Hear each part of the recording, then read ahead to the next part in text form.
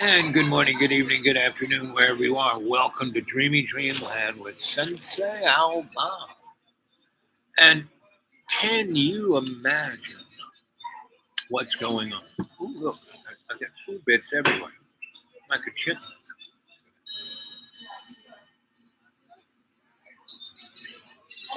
My lunch is all over my beard. So we're having wild and crazy weather, and good old NOAA and the atmospheric weather folk are keeping us well informed. But um, Donnie and Elon Husk, Neon Husk, are wanting to get rid of everything, right? And privatizing it. Your weather from now on is going to cost you. Like, instead of just going on that app and looking at the weather, it's free. And no, now it's going to be like $15 a month. And if you really um, need to know about that weather, like you're a truck driver or a shipper or a farmer, it'll cost you hundreds of dollars. So this is what a plutocratic state is, and it's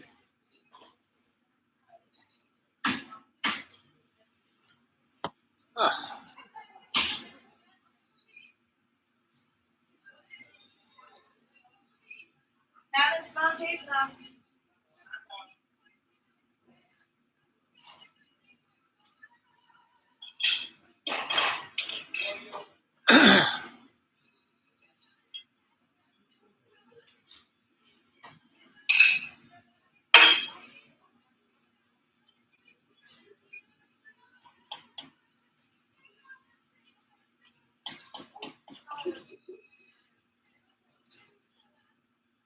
so.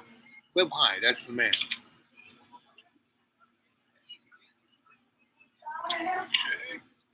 4 years ago, Test, test, test.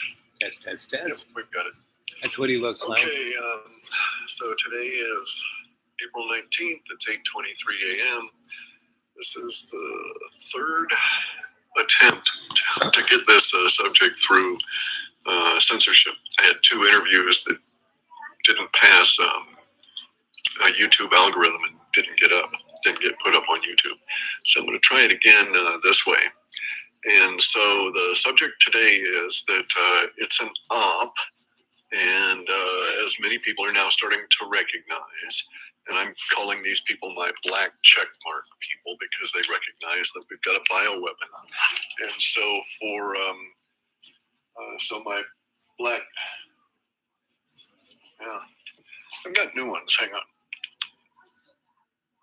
Don't try this simple shake-inspired trick unless you're ready to rediscover your energy and leave your partner amazed. Last night, my husband surprised me with... For many years now, Donald Trump has been telling us that whenever he goes to the bathroom, he will have to flush 10 to 15 times, which of course sounds like a personal problem, right? Like there's clearly something wrong with your bowels, with your digestion. If you're flushing 10 to 15 times, man, you need to go see a doctor and you need to get there quickly. Maybe, ditch the all fast food diet and you won't be using up that much toilet paper. I don't know. But whatever it is, Donald Trump seems to have problems going to the bathroom. And he has decided that instead of taking the issue up with his doctor, he's going to make it the environment's problem. He announced on Tuesday morning of this week that he was signing an executive order, basically ordering the EPA to once again let the water flow so that he can be more confident when he's going to the bathroom. Here's what Trump put on Truth Social. I am hereby instructing Secretary Lee Zeldin to immediately go back to my environmental orders, which were terminated by crooked Joe Biden on water standards and flow pertaining to sinks, showers, toilets, washing machines, dishwashers, etc., and to likewise go back to the common sense standards on light bulbs that were put in place by the Trump administration but terminated by crooked Joe. I look forward to signing... Whoops.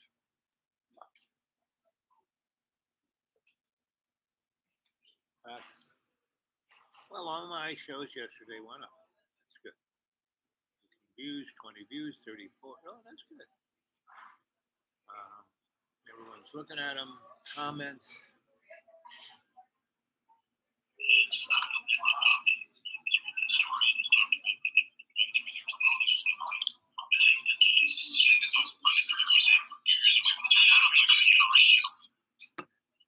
Yeah, you can't hardly hear that.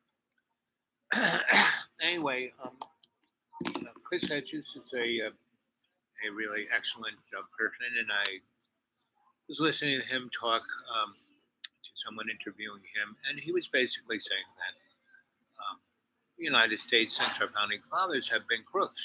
The rich white men who steal, because it's our manifest destiny. God put us here to kill all the Indians and keep everyone who's not them incarcerated and or slash enslaved, right? In one manner or another, right? So here we are, and Danny Chump and Elon Musk and the oligarchy, Silicon Valley billionaire bros are just taking basically a wrecking ball, not just the United States, but to the planet. And again, if you were to go on YouTube and go to 1984 and watch the film 1984 that was made in, I think, 1960, and it's Paramount, but I think an English film company put it in. It was shot in England because in the 1960, half of London was still bombed out. So it was a great set, for 1984. And if you were to do that, let's see what Google does for us here.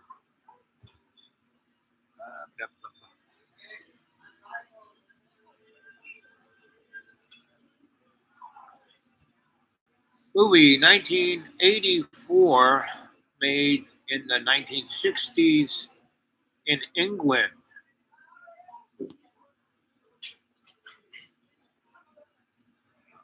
Yeah, there it is.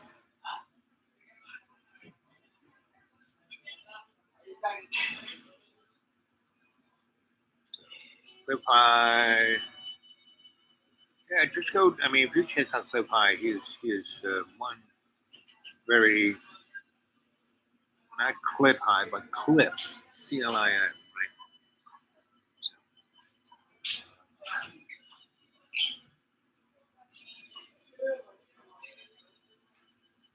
Oh, there's Sabrina.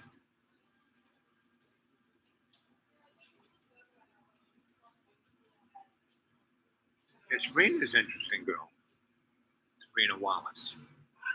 Today's live stream featured some very important research for all of you out there that are currently creators talking about the jabs, what you believe to be COVID-19, or what you believe to be nanotechnology.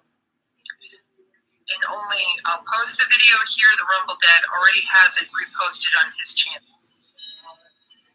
Are you getting less than $2,500 in Social Security and you're a senior on Medicare or Medicaid? Welcome everybody to Crystal Kyle and Friends. Today we're going to be talking to Judd Legum of Musquatch. He used to be of Popular Information. I think he still does that too. Oh, he does that as well. Okay, I Yep. thought they transferred over Popular Information to Musquatch, which would be totally legitimate on its own. But Yeah, I guess he's doing absolutely. both things now. Yeah. So he's going to give us, I think he's gotten a bunch of scoops on what's going on with Musk and his little gaggle of 19-year-old filled up Royper sycophants who are committing crimes on a daily basis. So he's on top of that, and he's going to give us all the tea. So really looking forward to that conversation. But before we get to that, man, the hits just keep rolling in. So we got news the other day that the U.S. aid freeze, which of course was this big issue. Now, I had initially read that Elon Musk and Trump agreed with the courts, or at least they conceded to the courts that, okay, we have to unfreeze some of this stuff. That was what I initially read. But now since then, I've read a number of things that they're just not complying.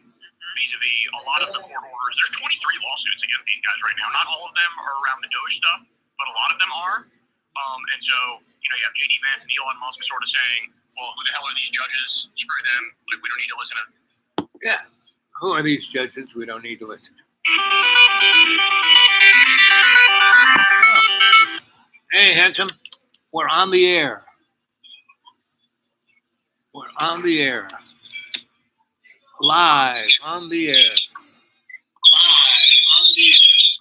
Yep. Hello. Yeah, well, turn your volume down so we don't get feedback. How's it going, brother?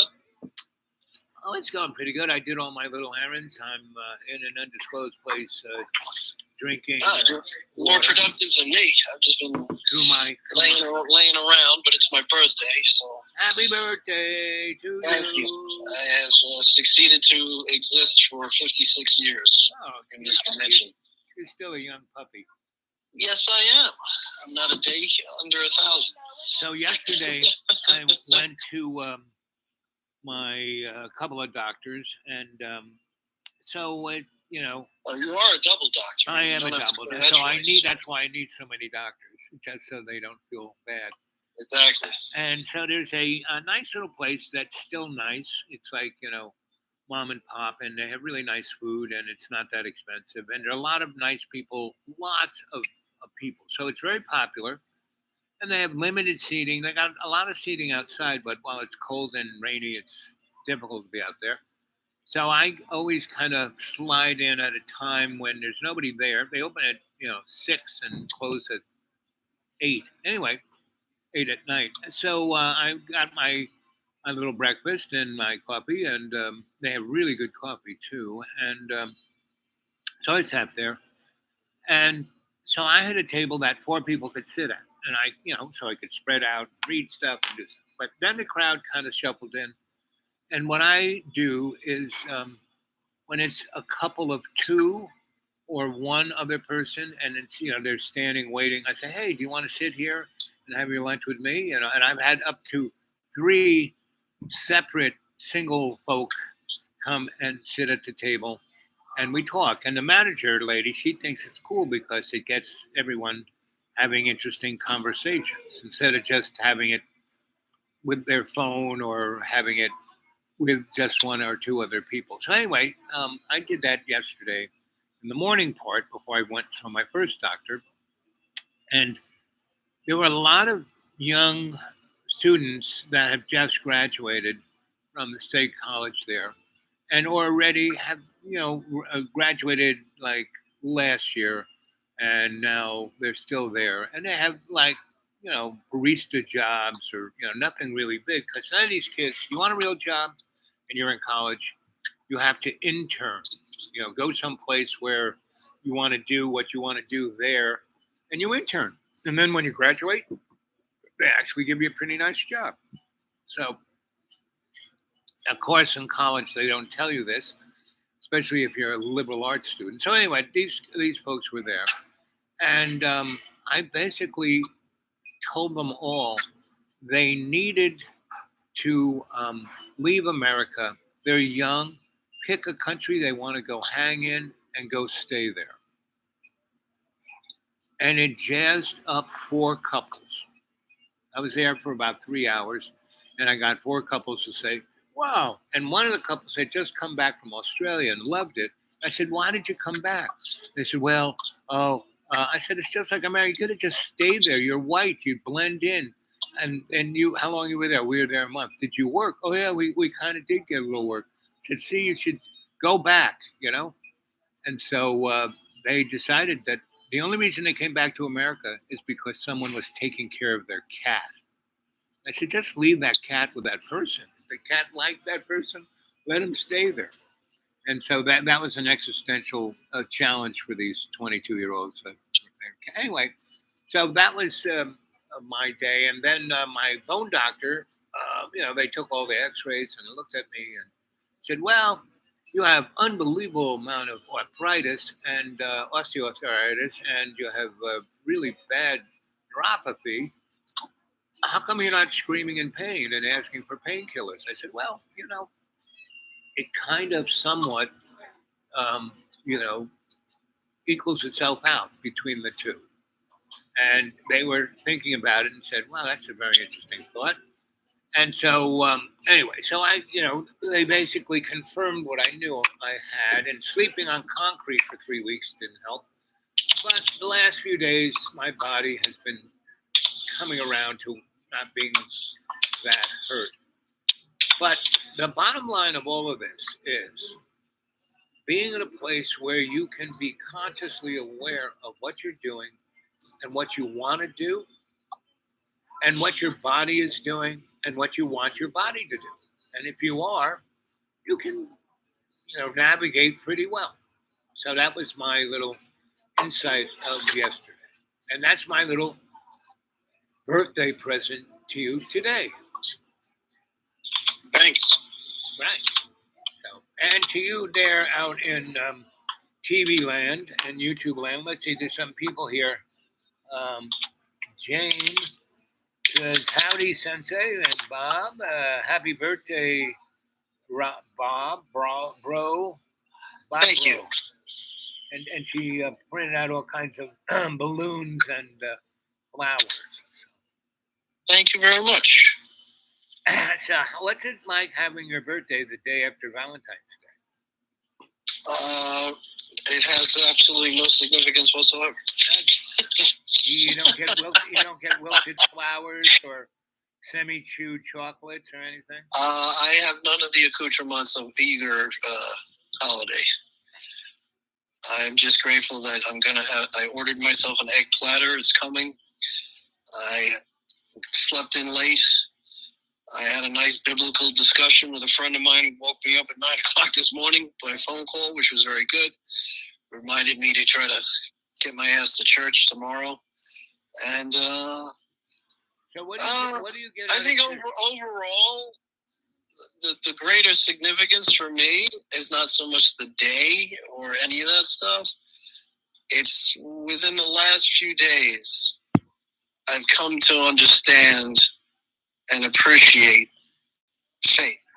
Oh, good. So what is faith? So if this day holds any significance, this was part of the appreciation of the gift that I've received in having a greater insight to how faith works in my life and how I need to utilize it more, and I will be much more happy, much more joyous, and much more free, freer.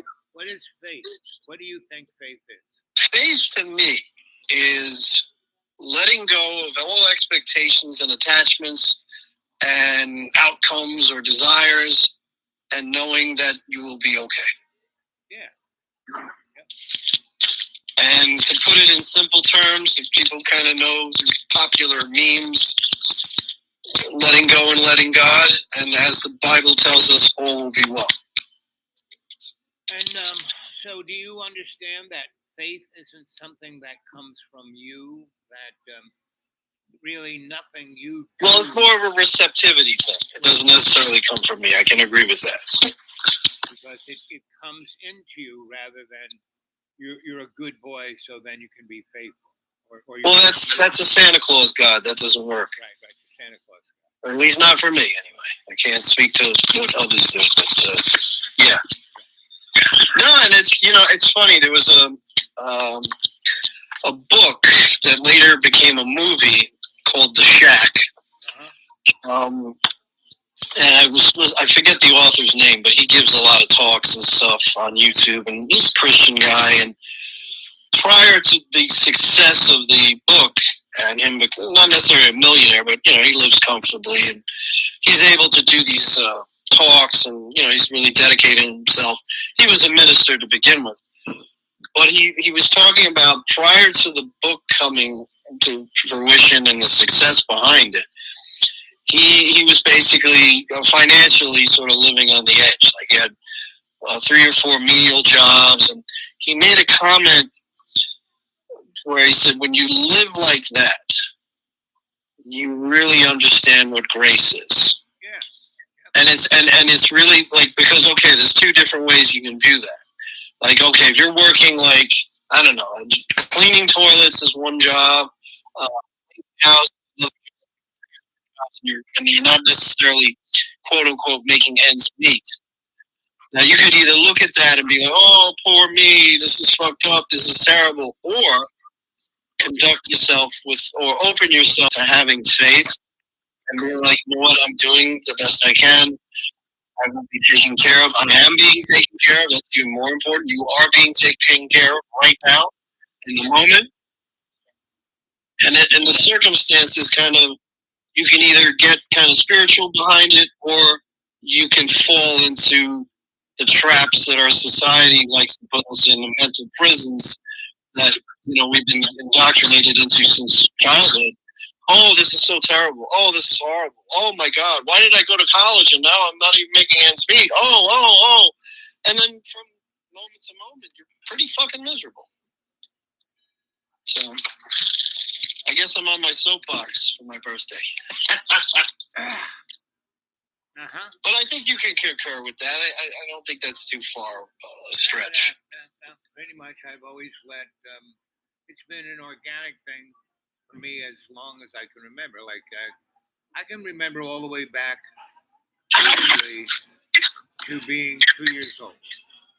I can, and everything from 2 years to birth. There are moments in that 2 years that are pretty vivid. Like, I got sick once and died, so that was pretty vivid.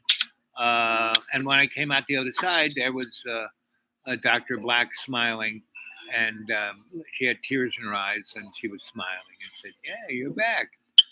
And so I remember that, and I remember electrocuting myself probably at around 11 months. I stuck a knife into an electric socket and just kind of and I was feeling the spirit, because I wasn't grounded. I was in my onesie and I was on a wool carpet and I wasn't touching any metal, but I was definitely on the hot side of the outlet. So I was, oh, wow, what's this?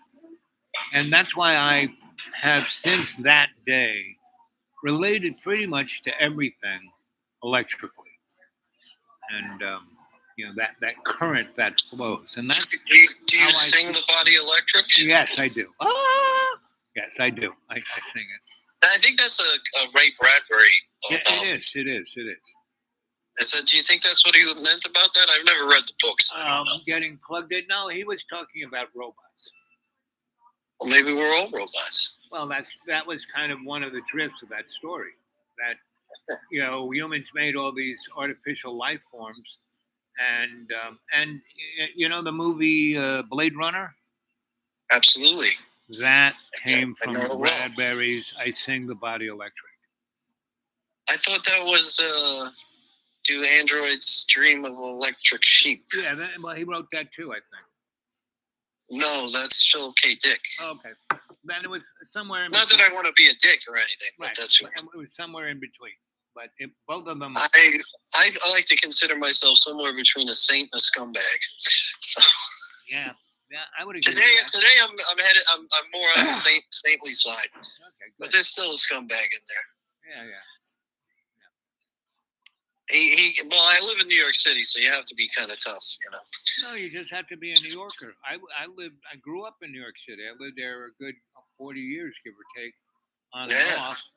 And I was always a sweet, kind. I was never a dick, never, any of that. I like to be sweet and kind, and then I sometimes can be a jerk. But sometimes maybe I'm not as enlightened as you are, but I find there are certain individuals that do not. I try to just leave the situation if it's that's optimal, but sometimes hey, listen to this. You gotta put a motherfucker in check. Hey. David M. said, all saints in past lives did evil acts. Correct, David. That is correct. Right? And that's why we have that TV show, Better Call Saul. Or Saul of Tarsus. Yes, Saul of Tarsus. My eggs have arrived. I'm putting you on mute. Hold on just a moment. I'm going to let you go. Anyway, so that's our boy. He's getting his eggs. It's his birthday, and incorporating their dark side. Yeah, well, and see the dark side.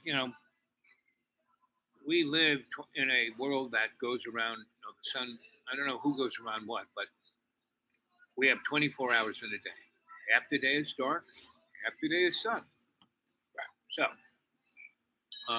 half the day is our dark side, and the other half is our sunny side. And that's who Jesus was. He was the Son God, right? And pretty much in all you name the religion, there's a Trinity in every one.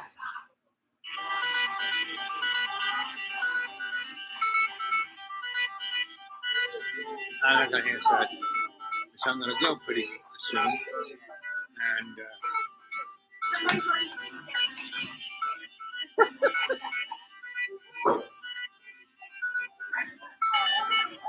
Olin carry a similar core message. Yep. Core expression. Yep. So if I pick up on our man there, he can comment on the live chat, but because when he talks, he just goes on and on. I mean, I go on and on, but it's my show, right? But I do leave space for you guys right over there called the live chat, core expression. So that is the interesting thing. We get to choose whether we want to be our sunny side or our dark side, right? And our dark side throws a shadow. But when we are breathing in that prana light force, that light is basic prana, meaning instead of being incandescent, it's scalar in nature. And so there are no shadows, right? So you can see things clearly. Whereas in this incandescent world, see, there are all these shadows and you can't really see clearly. We need potential evil. So what happens when you stick a D in front of evil? You get the devil. Evil and good interacting. Basically they say that Jesus and the devil are just twins, right? So, and the devil is the older of the twins. So,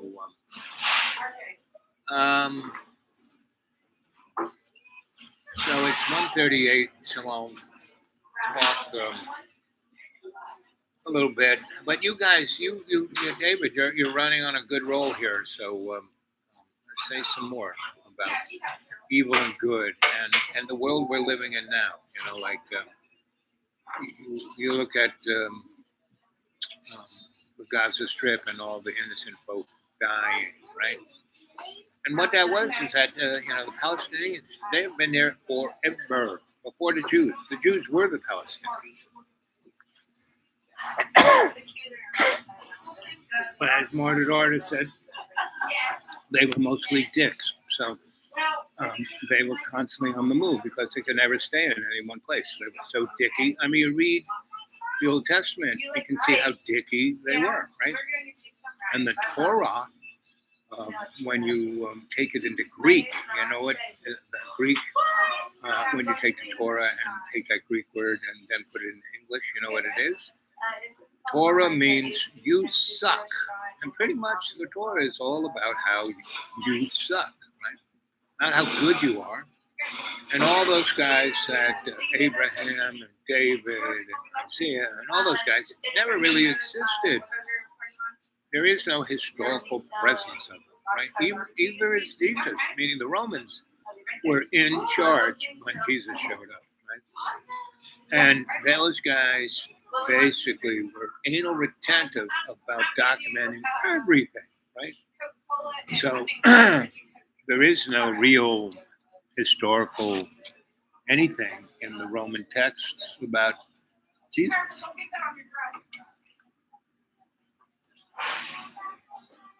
Yes, all events are encoded in Torah. Torah is like every letter, and pretty much every alphabet represents a number. So it can be used to lay down a code. And the Torah is more than just a biblical / numerological code. It's a energetic code. Yep, the Torah contains a code. Yep, David M. Yep. So our lives are encoded. And so, as I write, so David, email me at thedudeawake42@gmail, and I will send you some of my writings. And let's see how good a cryptographer you are, because everything I write is a metaphor / a code. So, anybody who's interested in that stuff, get a hold of me at thedudeawake42@gmail, and I'll email you. If you do it right now, let's see. I'm going to go on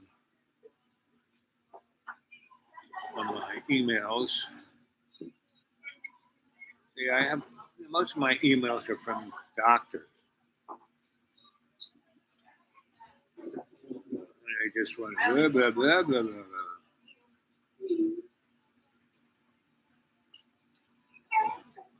There's no personal emails here, right? These guys write all the time, 3 in the morning, 4 in the morning, good luck with that. I turn the phone off, put it at the other end of the man cave in the drawer. There's no personal anything here.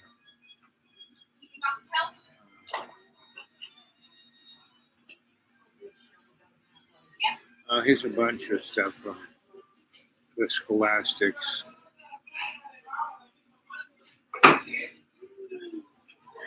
No personal ones, right?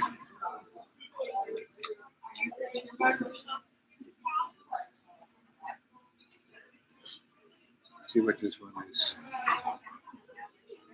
No one wants to spend their whole life pricking their finger or taking metformin. That's why I always recommend this.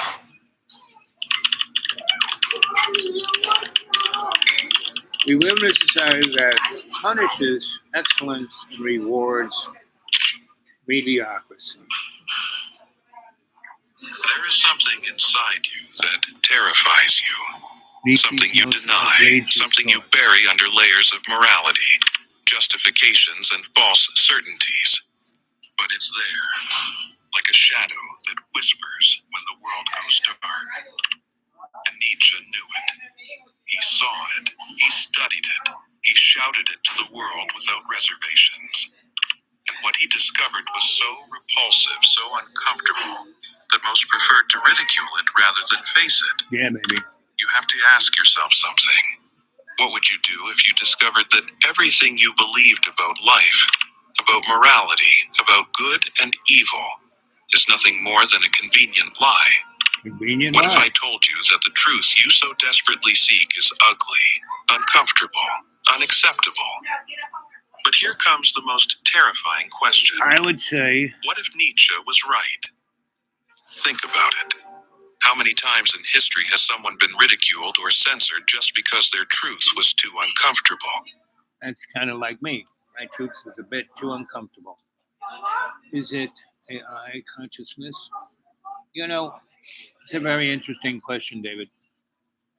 Yes. I mean, there are all these people who are putting stuff on YouTube. I mean, millions, billions, right?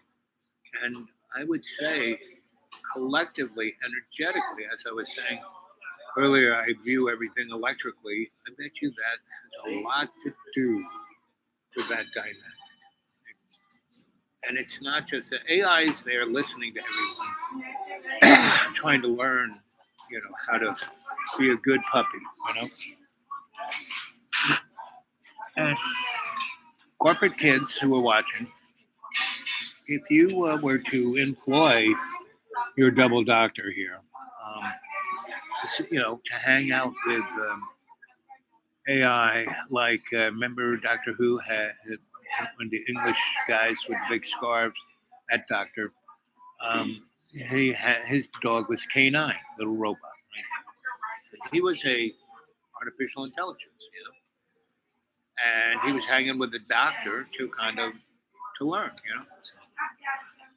You can put me, you can put AI on the show and we can interact. And humans, they could be AI full. I mean, that's kind of what the Matrix is about. And that idea of the matrix isn't started by those two guys or gals. That idea of the matrix runs through all of religions, all of everything.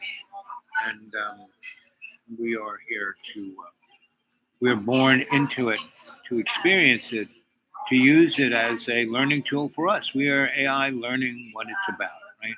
That's really what our life is about. Not to get rich, not to be famous, not to any of those kind of things, right? No. And I just stumbled into most of those things, duality of good and evil. Basically, I never strove.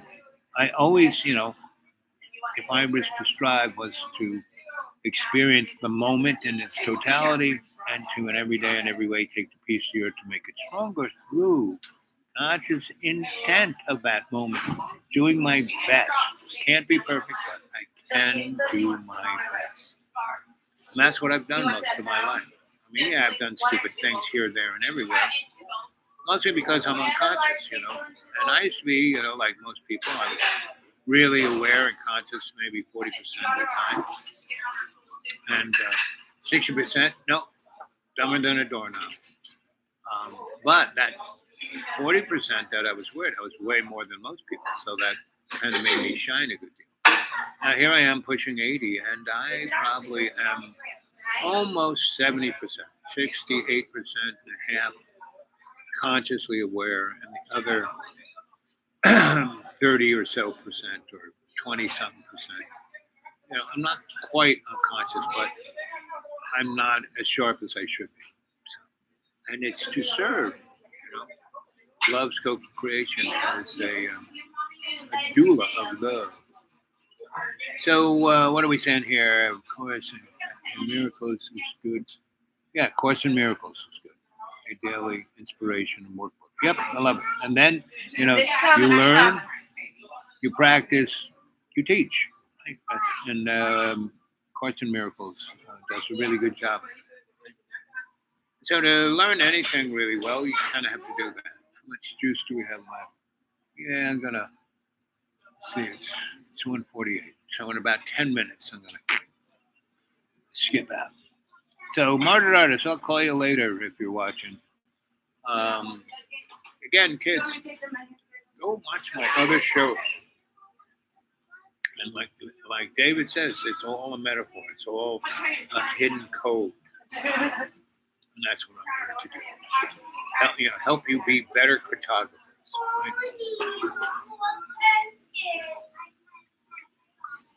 Right? That's good stuff.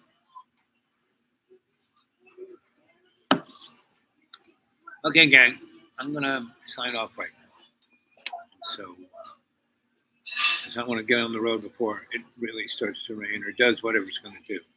Okay? I love you guys. You're the best. I will either continue to see you daily or I won't. Have a good one. And tomorrow's Sunday and Monday, even Tuesday. Wednesday, I have to go see another doctor. So that means that's an appointment that I try to make, depending on so, but any one of those days I may be out and about, or it may just be in the dark, deep green, enjoying the day and not doing anything except putter. You stay well. I'll talk to you later.